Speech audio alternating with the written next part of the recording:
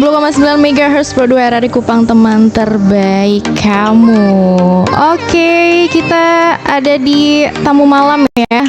Selamat malam nih teman Pro 2, yang hari ini Ratri juga menghadirkan tamu malam, yaitu mengundang profil pemuda yang berprestasi dan juga inspiratif tentunya ya. Dan kita sudah hadirkan di studio Pro 2 Kupang ya, bersama pemenang atau juara 1 lomba video Hidden Game Digi ya. Langsung saja kita sambungkan di tamu malam ini. Halo, selamat malam Pak. Halo, selamat malam. Iya, gimana nih kabarnya nih? Alhamdulillah baik. Ya walaupun sedikit ada kedinginan juga karena hujan. Oh iya, karena dari sore tadi ya. Iya. Oh dari siang bahkan Dari hujan pagi. kan. Iya. Oke, boleh perkenalan diri dulu silakan Pak. Oh ya, Assalamualaikum warahmatullahi wabarakatuh dan selamat malam. Nama saya Abu Bakar Arfat Akbar. Profesi saya adalah seorang guru yang bekerja di MTS Negeri Kota Kupang dan saya tinggal di Oibufu. Nah, mungkin Oke. itu saja dulu. Iya, ini guru matematika ya Bapak? Iya, saya seorang guru matematika. Guru matematika, tapi beliau juga berprestasi di berbagai bidang nih. Jadi nggak cuman matematika aja, tapi ternyata beliau juga berprestasi di bidang video gitu ya, konten Iya. creator gitu ya Pak ya. Sebenarnya ada lagi sebenarnya. Oh ada lagi nih, memang banyak banget nih Pak Arfat ya Iya, dipanggilnya.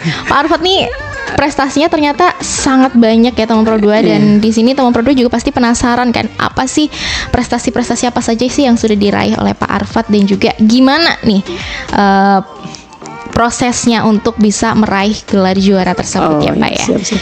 Sebelumnya Ratri mau ucapin selamat ya Pak Oh ya iya, atas terima prestasi kasih. yang sudah diraih selama ini. Waktu Siap. Ratri lihat listnya, wow banyak sekali nih prestasinya Pak Arfat nih. Menarik nih, boleh kita undang di Pro 2 nih. Malam ini kita akhirnya bisa berjumpa nih ya Pak ya. Oke, siap. Gimana sih perasaan Pak Arfat ini saat diumumkan sebagai pemenang nih, perasaannya gimana? Alhamdulillah senang sekali karena yang pertama juga ini pengalaman bukan pertama sih, yang kedua untuk lomba nasional. Yang pertama itu pernah sampai di Jakarta, waktu itu diundang pengambilan hadiahnya di sana. Itu lomba video HAM waktu itu yang diadakan oleh Kementerian HAM. Tapi itu masih juara 2. Nah, di akhir tahun ini saya mengikuti lagi lomba tingkat nasional yang diadakan oleh Komdigi, Kementerian Komdigi. Itu alhamdulillah dapat juara 1. Nah, seperti itu. Senang banget nih ya pasti ya Pak ya. Sangat senang. Boleh nggak sih diceritain sedikit Pak tentang latar belakang Bapak sebagai pendidik dan juga keseharian mengajarnya nih? Ya mungkin saya jelaskan sedikit. Untuk saya sendiri adalah guru. Saya sudah lama menjadi guru dari tahun 2017 sampai dengan sekarang. Kemudian untuk keseharian saya adalah selain guru, dulu saya adalah pelatih basket. Saya pelatih dari tahun 2013 sampai dengan 2019 waktu itu. Karena 2019 itu lulus PNS, saya ditempatkan di Alor waktu itu. Di Alor juga saya membawa anak-anak basket untuk pertandingan di Kupang. Pernah dapat waktu itu pelatih terbaik se-NTT di ajang DBL. Wow. Yang di GOR, biasanya diadakan di GOR itu di tahun 2017. Nah, terus selain tadi aktivitas basket, saya juga senang alat musik, salah satunya bermain biola. Jadi saya menekuni untuk alat musik itu gitar dan biola biasanya. Terus di bidang video sendiri itu saya mulai itu tahun 2019. Fokusnya tahun 2019. Jadi pada saat di Alor, jadi saya dapat penempatannya di Alor. Selama 5 tahun di Alor, saya berpikir begini, saya bilang sebelum saya kembali ke Kupang saya harus membuat kenang-kenangan. Nah, oleh karena itu pada saat membuat kenang-kenangan itu saya pun belajar membuat video, bagaimana membuat video yang bagus, cara membuat vlog, cara membuat video angle-nya gimana, cara rekamnya bagaimana. Dan akhirnya perlahan-lahan saya pun berhasil menguasai untuk teknik video dan juga editing. Nah, di tahun 2021 itu saya mengikuti lomba. Pertama lomba video animasi. Alhamdulillah juara 3 waktu itu. Dapat juara 3. Kemudian lanjut lagi ada lomba video waktu itu dari Kementerian Agama tingkat provinsi. Saya mengikuti lomba film pendek Islam. Mendapat juara waktu itu juara 1, 2 dan 4. Wow, diborong semua nih. Iya. Juara 1, 2 dan 4 waktu itu. Kemudian berlanjut sampai sekarang. Jadi ada lomba, setiap ada lomba lomba apapun itu saya ikut. Hmm. Jadi itu untuk dari video. Nah, sedangkan untuk dalam bidang matematika sendiri, saya bisa mengajar matematika, kemudian biasa mengikuti Olimpiade. Jadi saya membimbing anak. Tahun 2021 itu saya pernah meloloskan anak itu, membimbing anak, dan anak lolos sampai ke tingkat nasional untuk lomba Olimpiade OSN. Dulu namanya KSN, Kompetisi Sains Nasional, yang diadakan oleh Puspresnas. Kemudian itu tahun 2021. Itu 3 orang anak saya loloskan. Kemudian pada tahun 2023 juga sama, 1 orang waktu itu lolos dalam Olimpiade Sains Nasional bidang matematika, berhasil sampai di tingkat nasional. Dan terakhir saya pindah ke Kota Kupang tahun 2024. Nah, di 2024 ini juga saya berhasil meraih banyak juara. Di antaranya waktu itu saya membantu waktu membuat video untuk lomba Bank Indonesia, waktu itu mendapat juara 1. Anak-anak waktu itu lomba storytelling. Nah, dan mendapat juara 1. Kemudian ikut lagi lomba di Kementerian Perhubungan, mendapat juara 2. Dan kemarin yang 2025 itu membawa anak-anak lomba OSN bidang matematika itu untuk lolos tingkat Kota Kupang itu mendapat juara 1 dan 2. Nah, jadi seperti itu. Oke. Itu pengalamannya. Ini kalau ditulis satu-satu kayaknya semalaman ini nggak cukup deh untuk prestasinya Pak Arfad sendiri nih ya. Oke, kita mau tanya-tanya tentang lomba video hidden game yang kemarin nih Pak nih ya. Apa sih yang melatar belakangi ide video hidden game yang Bapak angkat tuh? Misalnya temanya apa gitu, atau pesan utama yang pengen Bapak sampaikan di video itu tuh apa? Oh iya, siap. Jadi saya suka sekali berkeliling, saya suka sekali menjelajahi alam atau adventure. Biasanya juga camping kalau di Alor biasanya teman-teman. Dan juga sering mencari tempat-tempat baru atau yang belum dikunjungi. Jadi kita kalau di Alor itu biasa kita cari tempat yang jangan ramai, yang sepi, supaya kita kayak privat begitu. Artinya kita menikmati suasana lebih hening, lebih damai begitu.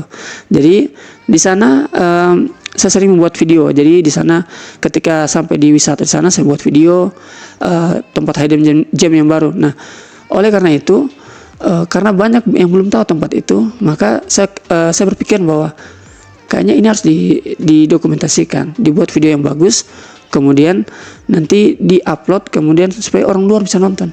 Selain dari kita di NTT, tapi kalau bisa di nasional ataupun di tingkat internasional. Makanya setiap kali saya pergi ke tempat apapun itu, saya harus membuat dokumentasi atau membuat video. Kemudian nanti bisa diedit. Nanti kalaupun nanti seperti ini kan, waktu itu saya lihat ada lomba tentang hidden gem. Nah, jadi pikiran pertama saya mencari tempat dulu, kira-kira tempat mana yang mungkin agak sedikit tidak terlalu banyak yang belum kunjungi. Setelah itu saya membuatnya. Kemarin saya mengambil tempat lokasinya itu salah satunya di Alor, di Pantai Lingal, itu sama dengan yang kedua itu kalau di Kupang itu di pantai di Bolok. Apa tuh? Pantai apa? Baliana. Oh, Baliana. Ih, kemarin saya baru sampai sana. Kemarin saya buatnya di sana. Oke. Jadi Terus ke Pantai Baliana, buat videonya di sana. Kebetulan di sana juga ada ini satelit Satria. Nah, satelit Satria itu kan yang dibangun oleh Komdigi. Jadi saya mengambilnya bukan hanya video untuk alamnya juga, bukan hanya alam saja, tapi juga saya ambil tentang satelitnya juga, karena satelitnya ini penting karena dia yang meneruskan jaringan ke daerah-daerah terpencil di 3T. Jadi seperti itu. Oke, mungkin ada tempat hidden gem yang lain nggak selain Baliana di Kota Kupang nih? Karena kan Ratri juga dari luar nih, siapa tahu Ratri juga tertarik untuk pergi ke sana gitu. Kalau Kota Kupang ya mungkin tidak terlalu banyak sih. Oh, tidak terlalu banyak. Soalnya yang lain udah terkenal. Iya, maksudnya kan rata-rata di Kelapa Satu ke arah sana itu kan jalan bawah itu kan semua sudah banyak sih. Sudah banyak yang tahu ya. Iya, sudah banyak yang tahu sih. Kecuali kalau mungkin di Alor itu mungkin saya banyak tahu. Kalau Kupang ini ya mungkin sudah rata-rata sih, banyak yang tahu sebenarnya. Oke. Seperti itu. Oke. Boleh diceritain nggak sih Pak tentang pembuatan videonya ini? Mungkin mulai dari ceritanya mau ambil tempat mana nih, terus take video sendiri atau dibantu dengan yang lain, terus editingnya bagaimana gitu? Untuk pengambilan video sendiri, pertama saya memikirkan ide. Setelah ide habis, buat skripnya dulu, skrip skenario. Setelah skenario dibuat, terus saya minta bantuan adik. Kebetulan ada adik juga, nah dia yang bagian video. Kemudian kita membuat videonya itu ada berbagai latar belakang, yaitu dari sekolah. Setelah dari sekolah, ambil lagi di perjalanan menggunakan drone. Setelah dari drone perjalanan, ambil lagi di perjalanan menuju Baliana tadi. Terus ambil juga di bagian drone di bagian satelit tadi, satelit bumi. Terus sampai di Baliana, kita buat perjalanan sampai di Baliana, kemudian setelah itu baru diedit. Kemudian juga saya sempat kayak omong gitu, kita mengucapkan terima kasih kepada Komdigi karena sudah buat salah satunya satelit Satria ini.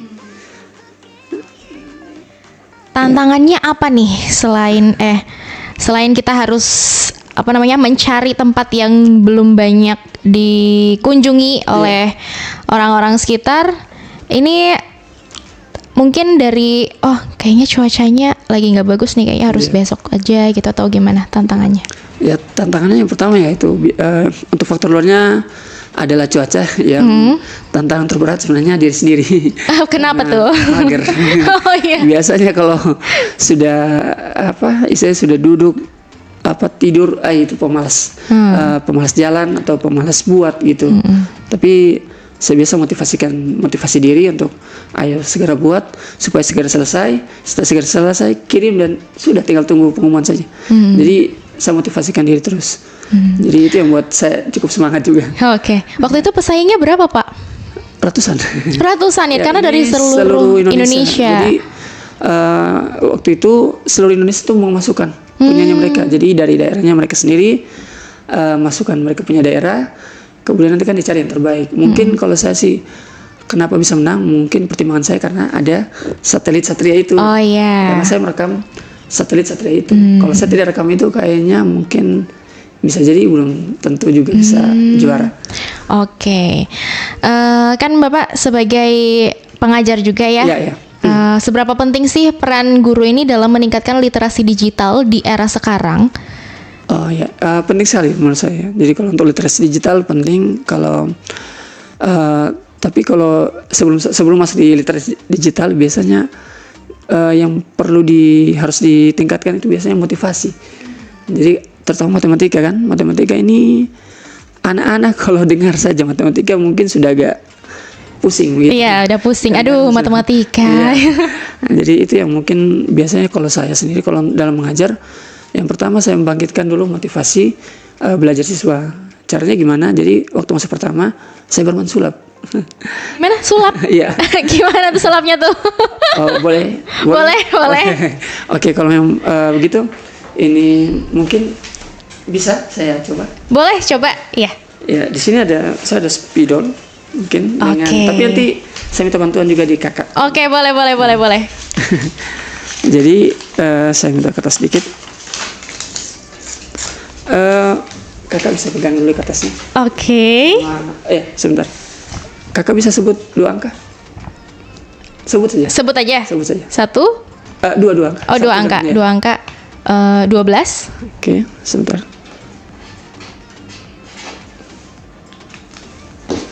Sebentar ya. Iya.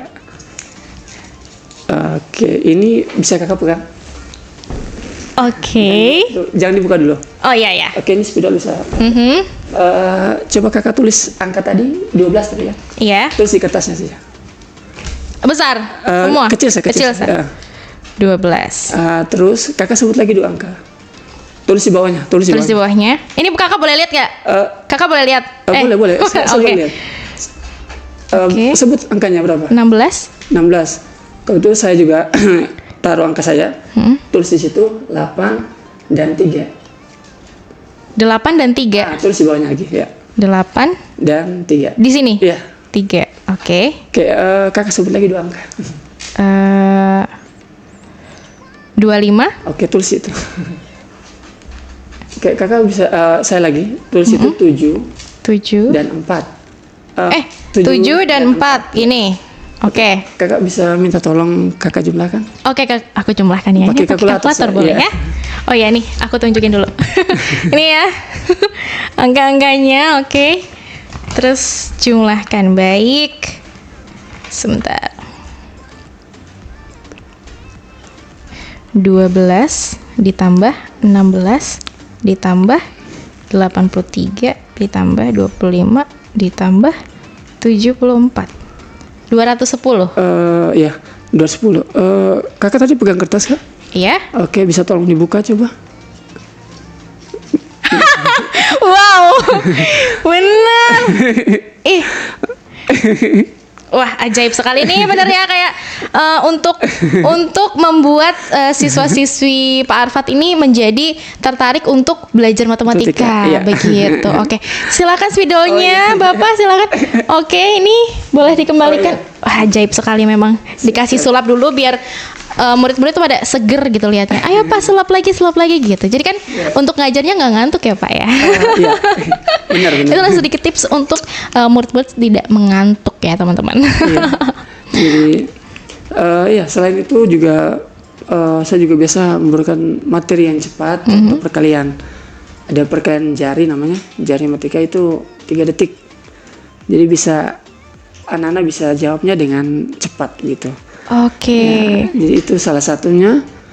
Kemudian untuk digital sendiri itu kita juga pakai pembelajaran berbasis digital. Nah, jadi ada aplikasi-aplikasi video game yang berbasis digital, quizzes, ada aplikasi quizzes. Nah, itu biasanya kita tampilkan di layar, kemudian mereka bermain di situ.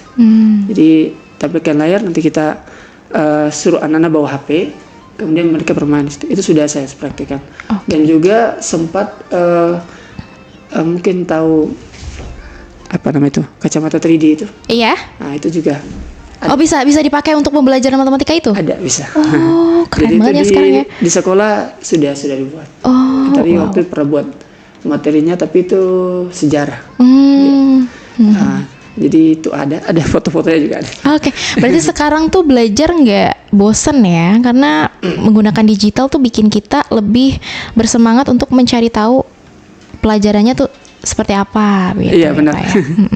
Oke, tantangan terbesarnya nih di pendidikan nih menurut Pak Arfat sendiri, khususnya di daerah Kupang ini, itu apa Pak? Nah, kalau tantangan terbesar tuh anak-anak terlalu fokusnya terbagi biasanya. Jadi kalau anak-anak sekarang beda dengan zaman dulu. Kalau zaman dulu itu memang karena keras, kata didikannya zaman VOC juga.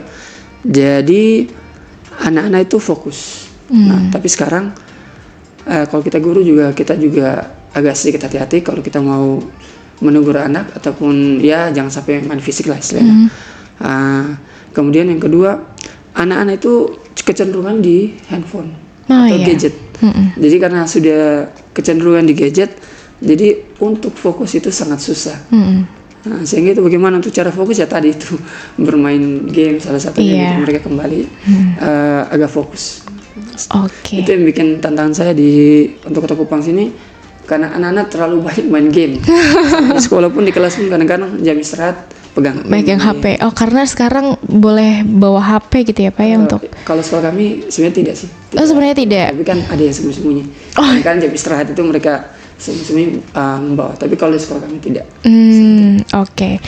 Sebenarnya kita masih banyak lagi nih pertanyaan ya Bapak. Tapi kita harus break sebentar. Siap. Karena teman Pro 2 juga harus menunggu sejenak ya. Iya. Nanti kita akan lanjutkan kembali di segmen tamu malam hari ini. So stay tune terus di Pro 2 FM Kupang, teman terbaik kamu.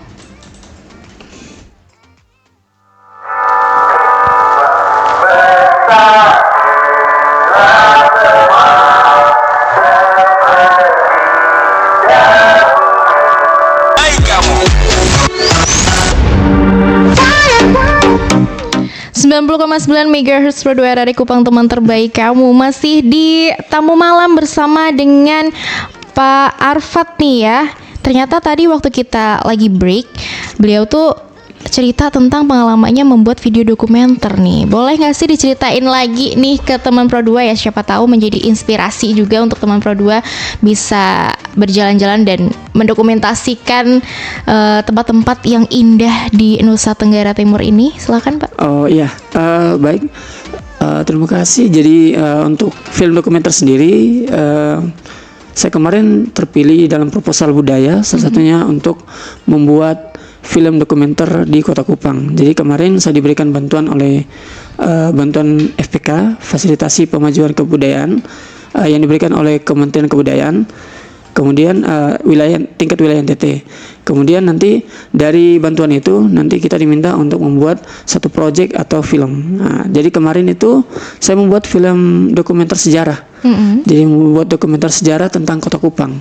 Jadi saya mulai buat film itu dimulai dari Tedis, daerah sekitar Tedis, baik itu daerah Benteng, Kampung Solor, kemudian daerah pokoknya sekitaran Tedis itu. Kemudian dilanjutkan saya pergi ke Gua Jepang di Liliba, direkam semua di sana cerita tentang Jepang.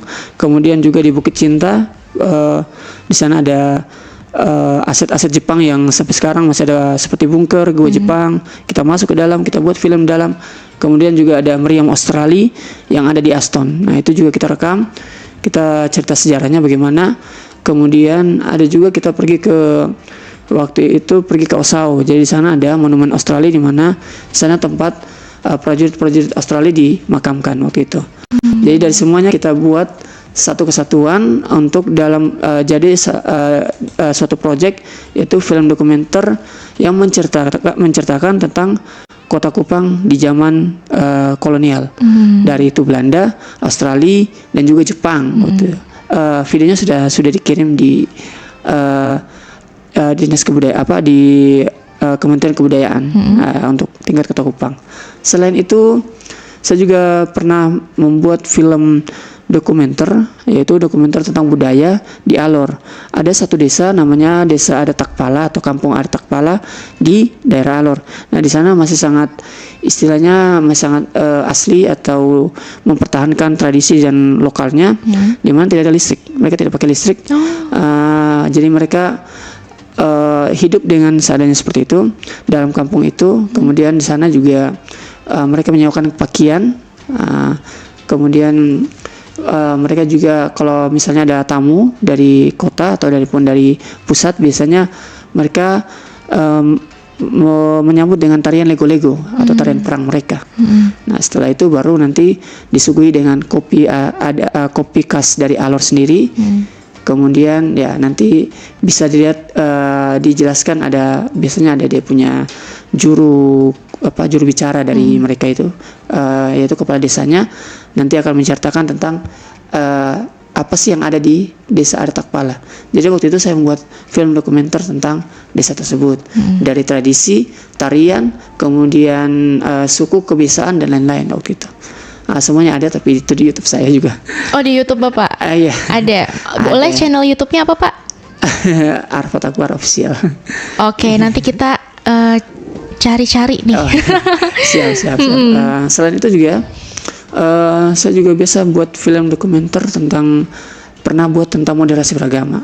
Jadi waktu itu saya buat film dokumenter moderasi beragama itu ada beberapa tempat. Yang pertama itu yang di Wali Kota, yang Masjid Al-Mutakim dan gereja HKBP Kota Kupang yang bersebelahan itu. Nah itu saya buat film dokumenternya di mana menceritakan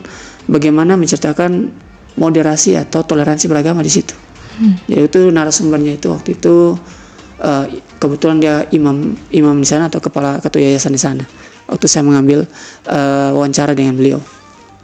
Oke, menarik sekali nih ya konten-konten yang dibuat Bapak Arfat ini. Selain di YouTube, ada nggak di Instagram mungkin kita bisa follow gitu? Kan kalau misalnya Pak Arfat lagi pergi kemana, update di situ, kita jadi pengen ke situ juga. Ada. Kalau di IG juga biasanya saya taruh video-video itu. Jadi ada di si IG maupun YouTube. Username-nya?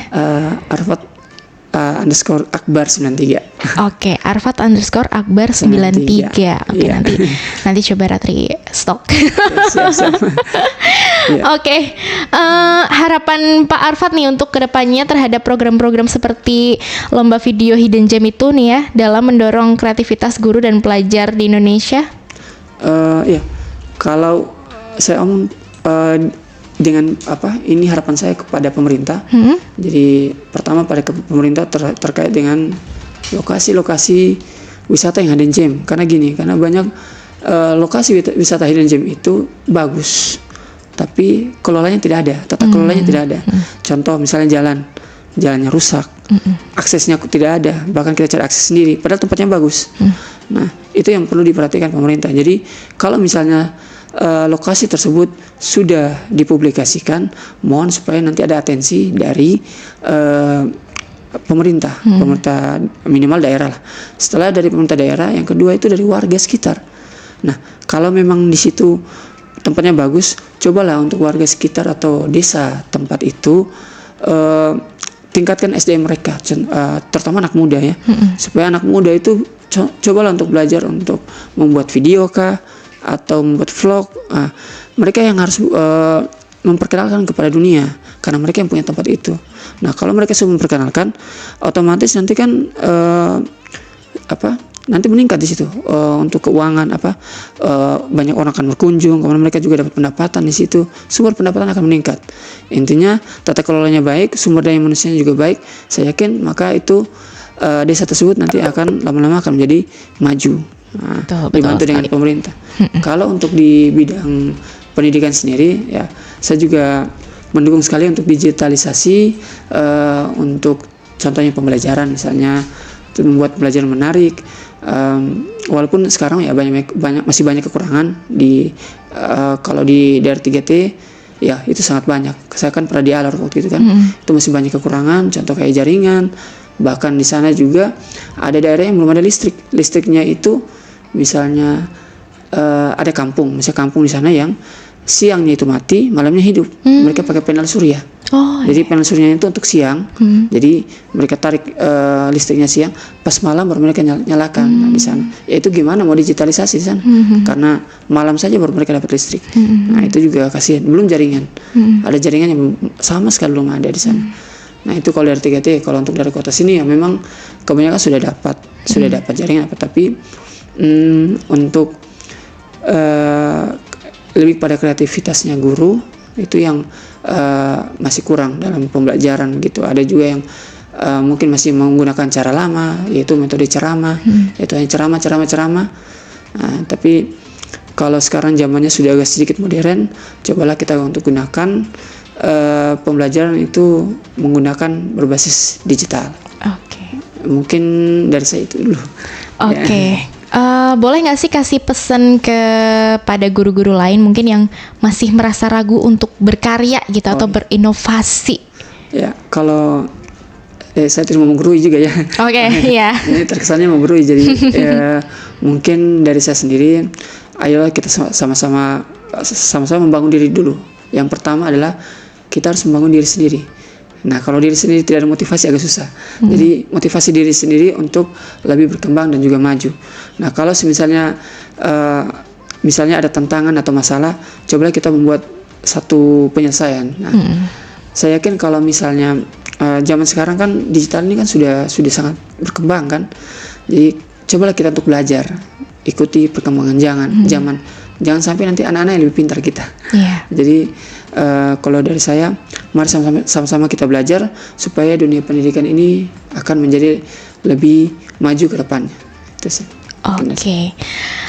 Terakhir nih Pak kasih kalimat gitu, satu kalimat motivasi buat siswa-siswa Bapak sendiri mungkin ya, yang selalu Bapak tanamkan kepada mereka gitu, dan buat teman Pro 2 juga mungkin yang butuh motivasi juga nih dari Pak Arfat.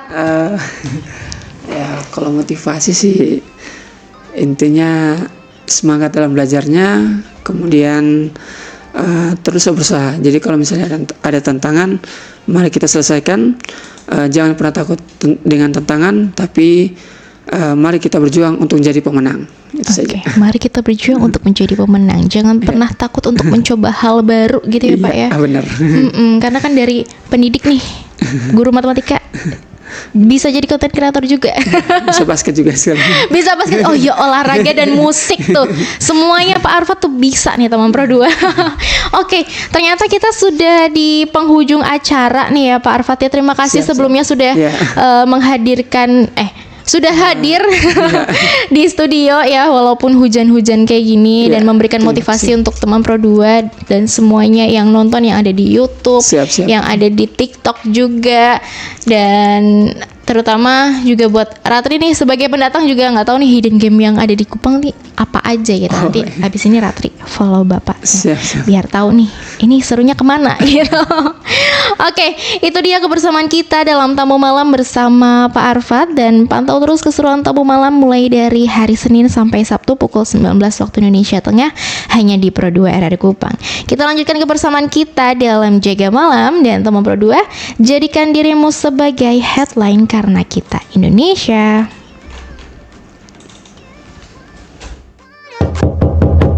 Tamu Malam.